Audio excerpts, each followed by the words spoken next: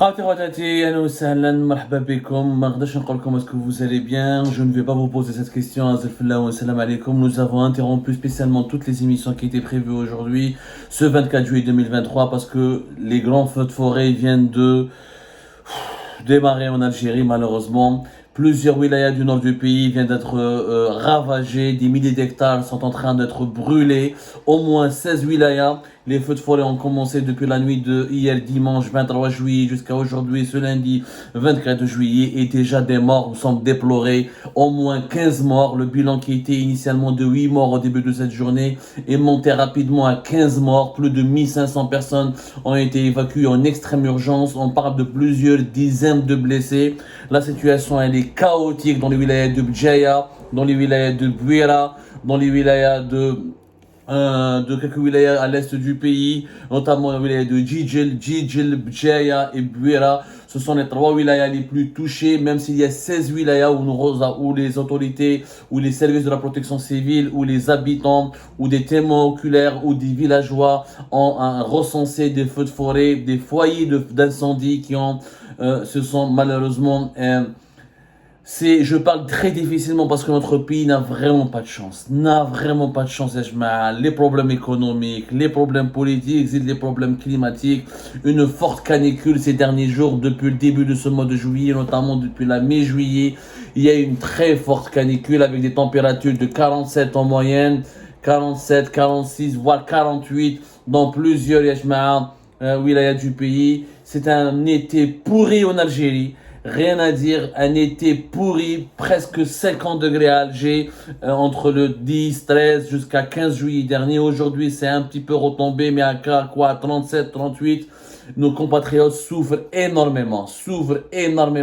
Les feux de forêt ont commencé à dévaster des milliers de hectares, 15 morts, je le dis, je le répète, 15 morts, dont 26 blessés qui sont dans un état grave, 8 morts au moins du côté de Bjaya, notamment dans les localités environnantes à Touja. Le bilan est provisoire. Il risque malheureusement d'augmenter dans les heures à venir. Chef n'a des images impressionnantes, effrayantes qui nous parviennent notamment de Djidjel, le deuxième à Mansouria, où des habitants, des dizaines, voire des centaines de familles abandonnent, courent dans la panique, courent dans leur maison, leur domicile. Face à cette situation exceptionnelle, je lance un appel à la solidarité nationale. Ya Jama'a, nous savons qu'un seul pays. Nous sommes tous Algériens et Algériens et notre pays il est en danger.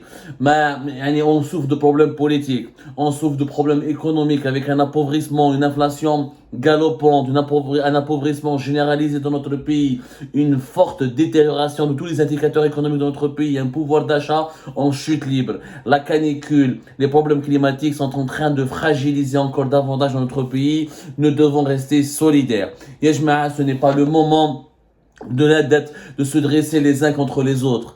Aujourd'hui, nous avons besoin d'un front interne très solide. Il va y avoir beaucoup de morts. Je ne vous le cacherai pas. Cet été, c'était prévisible. Les météorologues, les climatologues, notamment les spécialistes des climats des pays méditerranéens ont lancé des grands avertissements. Un pays grand comme l'Algérie va être, et il est déjà au cœur de la problématique du réchauffement climatique. Il subit de plein fouet les graves conséquences du réchauffement climatique. Cette canicule de 48 degrés pendant plusieurs jours, de 46 à 48 degrés dans les wilayas de Skikda, de Bjaya, de Annaba, de Taraf et Alger. Cette forte canicule inédite. On est un pays chaud, on est habitué à la chaleur. Mais cette année, la chaleur elle est exceptionnelle. On avait l'habitude d'avoir 35, 36, 40, mais avoir 48, 49 jusqu'à 50 degrés pendant plusieurs jours, notamment depuis le début de la deuxième semaine de juillet jusqu'à ce 24 juillet 2023, c'est anormal.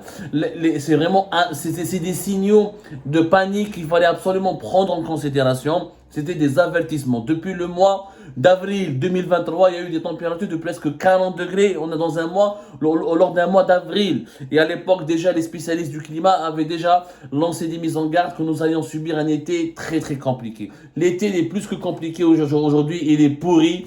Une quinzaine de morts, les feux de forêt sont dans Bjaya, Touja, Bniksila, Melbou, Aoukas, Beni Djellil, Amizoul. Ce sont des localités fortement peuplées, fortement habitée. Il faut absolument se mobiliser pour éviter le scénario chaotique de 2021 parce que la canicule, les températures durant cet été 2023 sont plus élevées, mais ils seront encore. Le mois d'août n'a pas encore. On n'est pas encore au mois d'août, Yajma. Attention, le mois d'août risque d'être, selon plusieurs prévisions, il risque d'être encore plus chaud et plus caniculaire. Il faut absolument qu'on arrive à s'organiser. Il faut que les habitants de la Kabylie, notamment quand je parle de la Kabylie, ça ne veut pas dire que je nargue ou là je méprise les gens de DJ ou là de Khenchla ou là de Sokaras ou là de Tpessa. 26 wilayas seront touchées, Yajma. Toutes les wilayas du nord du pays, là où il y a un massif forestier, il va y avoir des feux de forêt, que ce soit Skikda, Khenchla ou la Bdjaya. Mais sauf que Bdjaya, Tizi Ouzou et Puera, ce sont des wilayas fortement peuplés. La Kabylie avec son massif très complexe, avec ses villages qui entourent, qui ceinturent les forêts, les massifs forestiers qui ceinturent les villages de Kabylie, avec des localités peuplées de 10 000, 20 000, il y a certains villages, il y a certaines communes qui sont à 40 000, 50 000 personnes. Je vous rappelle que la Kabylie est peuplée, mine de rien, Yajma, si on compte les statistiques les plus actualisées, si on comptabilise les statistiques les plus actualisées de l'Ouest de Bdjaya, Tizi Ouzou ou Bura, c'est quand même plus de 4 millions de personnes. C'est énorme, Yajma. Presque même 5 millions de personnes si on compte la wilaya de Boumerdès. C'est énorme. La population risque de subir ce qu'elle a subi en 2021 avec une centaine de morts. S'il vous plaît, tirons la leçon. Qu'est-ce qu'il faut faire? D'abord, ne pas attendre l'aide de l'État. L'État, la protection civile, les pompiers, ils font ce qu'ils peuvent. On a un Canadien russe qui a été loué. Je ne sais pas quand il sera déployé. Ça ne suffira pas. Dans un cas, face à un risque majeur, face au scénario qui risque de se produire, l'Algérie devrait avoir au moins 4 à 5 Canadiens. Il y a 4 à 5 avions bombardiers d'eau. L'Algérie les a commandés auprès de la Russie. La Russie est en guerre en février 2022. Elle n'a pas pu livrer. Il n'y a qu'un seul avion qui a été livré. Un deuxième, visiblement, il a été loué. Il y a des contrats qui ont été négociés par le ministère de l'Intérieur au printemps 2023 apparemment avec le Chili pour avoir des avions chiliens, etc. On en a déjà parlé. Il n'y aura pas beaucoup de moyens. Clairement, il n'y aura pas beaucoup de moyens parce que l'Algérie est un pays central, aussi grand, aussi vaste que l'Algérie, avec une population importante de 46 millions d'habitants, notamment une population qui est concentrée dans le nord. Les wilayas qui abritent les plus grandes forêts du pays, ce sont des wilayas qui sont peuplés comme la Kabylie. On aurait eu besoin au moins de 4-5 grands bombardiers d'eau. Mais on ne va pas polémiquer, mauvaise gouvernance, mauvaise décision, incompétence du régime de Tebboune, choix inconscient de tout miser sur la Russie, alors que la Russie, les unités de production de la Russie étaient saturées et mobilisées uniquement pour satisfaire les besoins de l'armée russe. On aurait pu acheter américain, français, canadien. Ça n'a pas été fait. C'est comme ça. On fera les comptes et le bilan plus tard. Maintenant, il ne faut pas compter sur l'État. Que la société civile s'active, que la solidarité citoyenne s'active, que les populations des grandes villes du pays, car elles ont fait Bdjaya ou la fait Bura ou la fait Alger ou là, qu'elles ouvrent leurs portes aux habitants des villages les plus éloignés et aux localités les plus éloignées des forêts. Il faut que les habitants évacuent d'eux-mêmes. N'attendez pas à ce que la protection civile ou l'armée ou la gendarmerie vous évacue, ce sera un peu trop tard. Les moyens logistiques manquent, il y a déjà des routes qui sont coupées, qui sont barrées, des routes qui sont infréquentables parce que c'est dangereux. Donc, quittez vos maisons. Que les familles qui habitent Bdjaya, Bouira, même Skikda, même Taraf, même Khenchla, dans les localités les plus proches des foyers d'incendie, il faut partir. Il faut partir, les jma'a. Ça ne sert à rien de jouer au héros. Et s'il vous plaît, arrêtez ce réflexe complètement débile de mobiliser quelques jerrycans d'eau, ou là des tuyaux, ou là des pelles, avec des moyens rudimentaires. Et un jour, des citoyens qui s'aventurent, torse nu, Zama, c'est du patriotisme. Ça, c'est pas du patriotisme. Ça, c'est un comportement aventurier, c'est de l'inconscience. Yajma, éteindre des feux de forêt, il faut avoir.